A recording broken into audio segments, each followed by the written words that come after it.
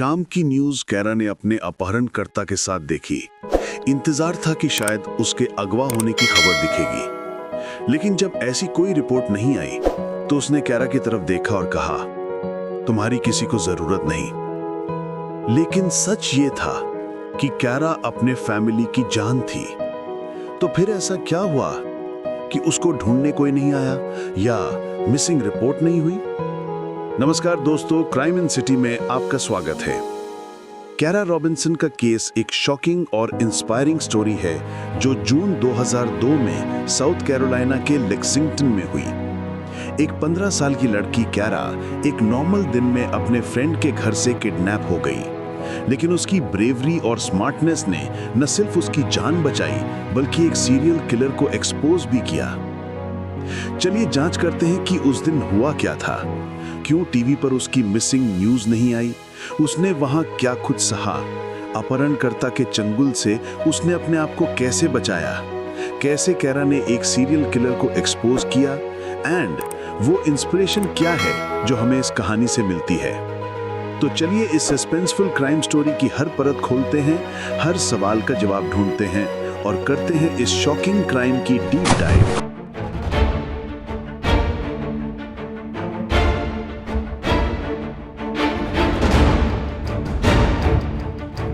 15 साल की कैरा रॉबिन्सन, जो लेक्सिंगटन साउथ कैरोलिना में रहती थी। वो अपने पापा की परी थी, जिसे अपने फैमिली और बॉयफ्रेंड के साथ टाइम स्पेंड करना पसंद था। उसके पेरेंट्स डिवोर्स थे, लेकिन दोनों उससे बहुत प्यार करते थे। एक वक्त था जब कैरा हमेशा सेफ महसूस करती थी। वो एक नॉर्मल लड़की थी, थोड़ी टॉम बॉय, थोड़ी इमोशनल। पैजेंट्स और मेकअप उसको पसंद नहीं थे। वो नेचर और मस्ती में इंटरेस्टेड थी। हर किसी को उसकी इनोसेंस पसंद थी। जून 24, 2002। उस दिन कैरा अपनी बेस्ट फ्रेंड हेदर के घर पे थी, जहां से उसकी जिंदगी हमेशा के लिए बदल जाने वाली थी। उनका प्लान था नेक्स्ट डे लेक जाने का। यह बात और है कि वो लेक कभी पहुंच ही नहीं पाई। हेदर को रिसेंटली ड्राइवर्स लाइसेंस मिला था, इसलिए दोनों बहुत एक्साइटेड थी कि अब वो अकेले ही ट्रिप पर जा सकती थी। हेदर ने अपनी मॉम से फोन पर बात की और उन्होंने कहा, जाने से पहले पौधों में पानी डाल देना।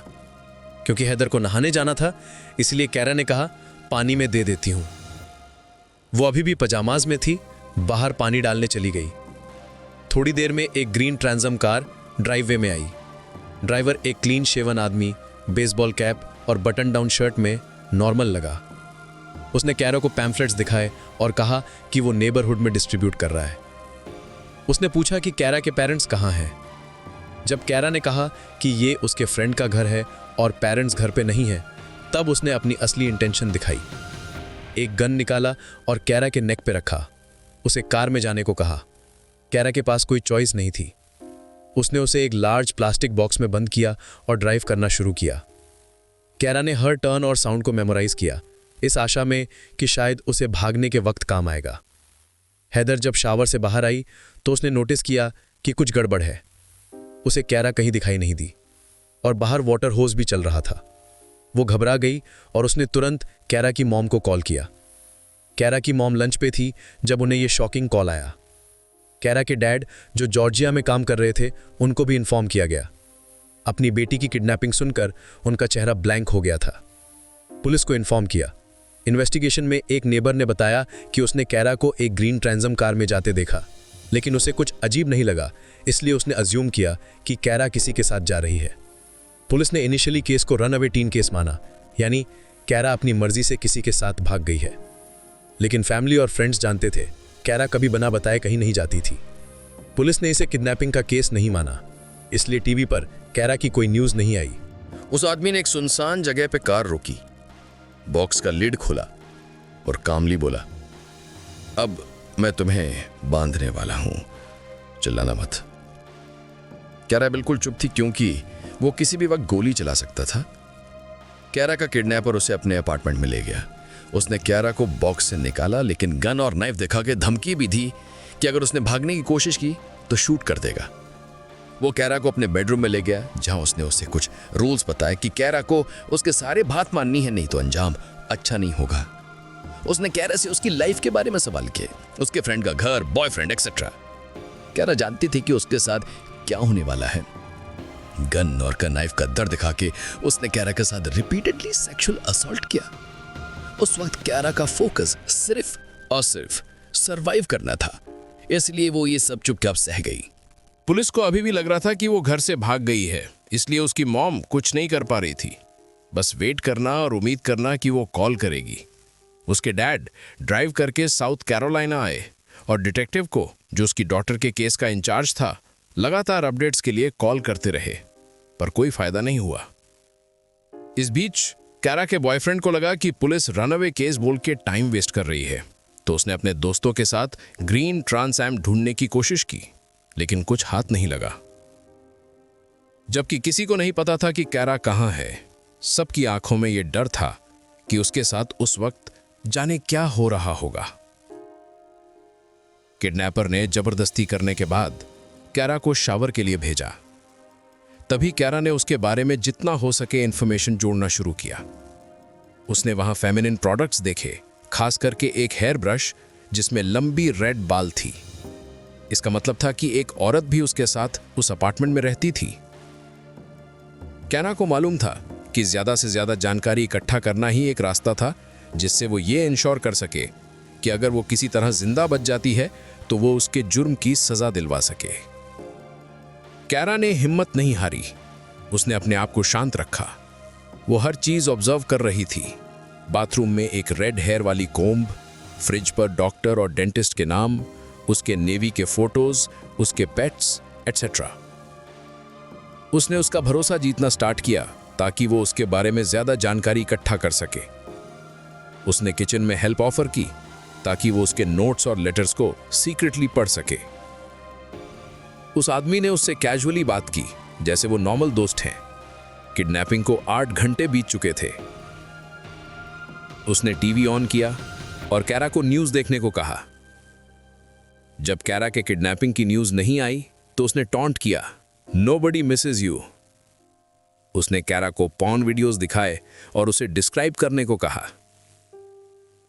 कैरा ने अपनी शांति बनाए रखी ताकि किसी भी तरह का डाउट ना हो। सोचिए, उस टेरेबल सिचुएशन में भी इस 15 साल की बच्ची ने कितनी सूझबूझ से अपने आप को शांत रखा होगा। यह आसान नहीं है।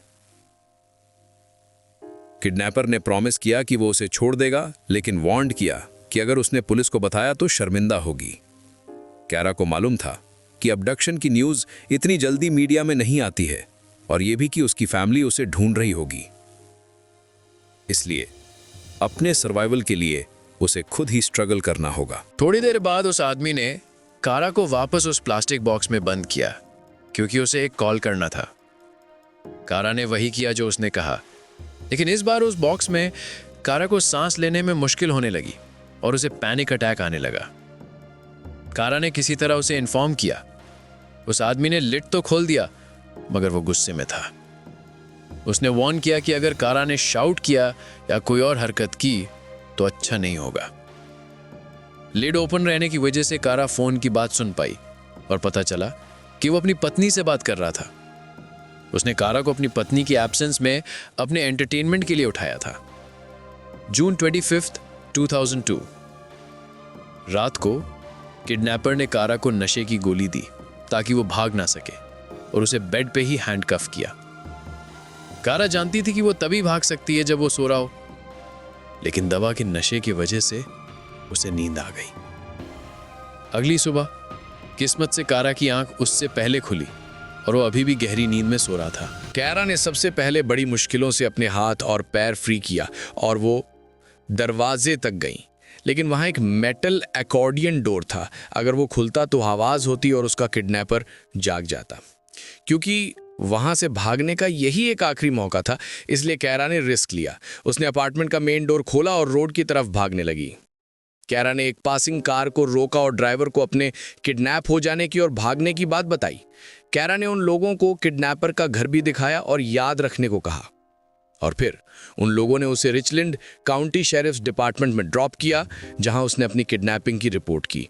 अपने हाथ में हथकड़ी दिखाकर उसने किडनैपिंग और एस्केप का पूरा डिटेल दिया। शुरुआत में पुलिस ने उसकी बात पर यकीन नहीं किया, इसके बावजूद कि उसके एक हाथ में अभी भी रस्सी बंधी हुई थी। कैरा की मॉम को कॉल किया गया और जब उसकी मॉम से किडनैपिंग की बात बताई, तब जाके उस डेप्यूटी ने माना कि कैरा सच बोल रही थी। पुलिस ने कैरा को उसकी मॉम से बात करवाई। अब किडनैपर को पकड़ने के लिए इन्वेस्टिगेशन शुरू होती है। सबसे पहले कैरा को मेडिकल चेकअप के लिए हॉस्पिटल ले जाया गया ताकि उसकी कंडीशन की जांच हो सके। उसके बाद पुलिस कैरा के बताए हुए जगह पे गई। वो एक अपार्टमेंट कॉम्प्लेक्स था जहां सारे घर एक जैसे थे, इसलिए कैरा को पहचानने में मुश्किल हो रही थी। फॉर्चुनेटली अपार्टमेंट मैनेजर वही था। जब उसे किडनैपर का हुलिया, उसके पेट्स के बारे में बताया गया, तब मैनेजर ने पहचान लिया और उन्हें करेक्ट एड्रेस बताया। जब तक पुलिस वहां पहुंची तो वो फरार हो चुका था।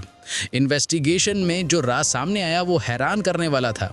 उस किडनैपर का नाम था रिचर्ड मार्क एवनिट्स। वो पहले नेवी में था और वो एक काफ़ी अच्छा कैडेट थे जिसे मेडल्स भी मिले थे, और 1992 में ही वो ऑनरेबली डिस्चार्ज हुआ था। बाहर से एक नॉर्मल आदमी लगता था, लेकिन अंदर से वो एक दरिंदा था और दोहरी जिंदगी जीता था। उसके घर से एक लॉकर मिला जिसमें फोटोज, टेप्स और छोटी छोटी बच्चियों के कपड़े मिले। घर की कंडीशन और वहाँ से मिले सबूत को देखकर पुलिस ने लोकेशन कंफर्म की और ये भी पता चला कि कैरा उसकी पहली शिकार नहीं थी।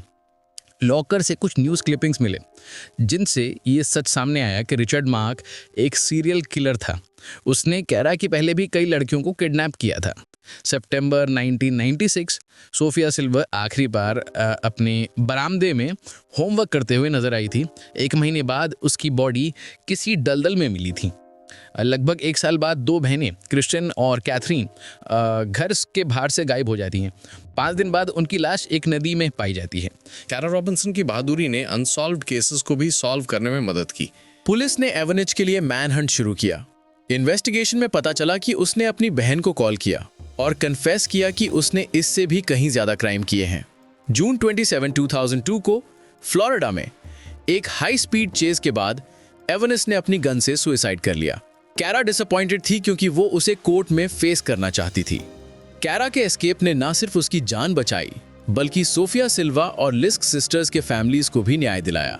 लेकिन इस हादसे ने उसके मन पे गहरा असर डाला था।